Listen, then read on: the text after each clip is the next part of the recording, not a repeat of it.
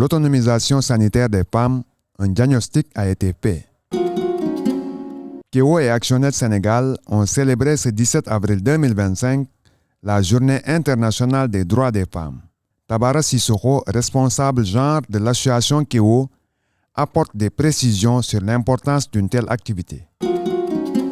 Qu'est-ce qui vous a réuni ce jour? Ce qui nous réunit aujourd'hui ici, c'est la célébration de la Journée internationale de la femme qu'on a décalée pour aujourd'hui. Donc, le thème qu'on a utilisé ici, c'est pour toutes les femmes et les filles, droit, égalité et autonomisation. La spécificité de ce thème d'aujourd'hui, c'est pour parler un peu des problèmes de santé, c'est-à-dire faire le diagnostic des problèmes de santé qu'on rencontre les femmes et les filles dans leurs localités respectives et quels sont leurs besoins en matière de santé.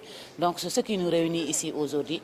Keo et son partenaire ActionAid Sénégal, son partenaire technique et financier ActionAid Sénégal, ont décidé cette année vraiment de changer de démarche pour vraiment faire une diagnostic auprès des communautés en matière de santé. Quels sont les résultats du diagnostic que vous avez réalisé?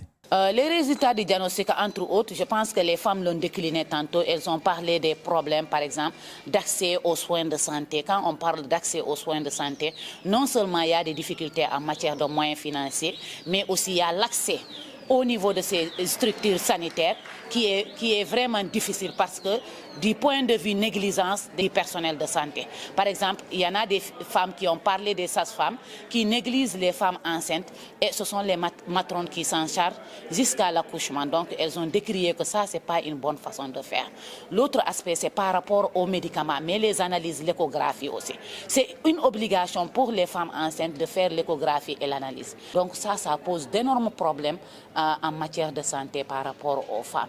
L'autre aspect, c'est des problèmes de santé liés peut-être, comme pour les femmes qui quittent dans les zones où il y a l'orpaillage, ce sont les problèmes de santé liés à l'utilisation des produits chimiques, à savoir le mercure et le cyanure. Donc il y a des malformations, mais il y a des problèmes là-tout, donc les maladies diarrhéiques et autres. Donc tout ça, ce sont des difficultés que les femmes rencontrent.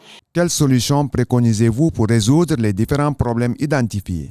De la couverture sanitaire universelle pour les femmes, pour que les femmes vraiment puissent accéder aux soins de santé, qu'elles puissent faire leurs analyses, faire l'échographie et respecter les CPN, c'est-à-dire les visites prénatales.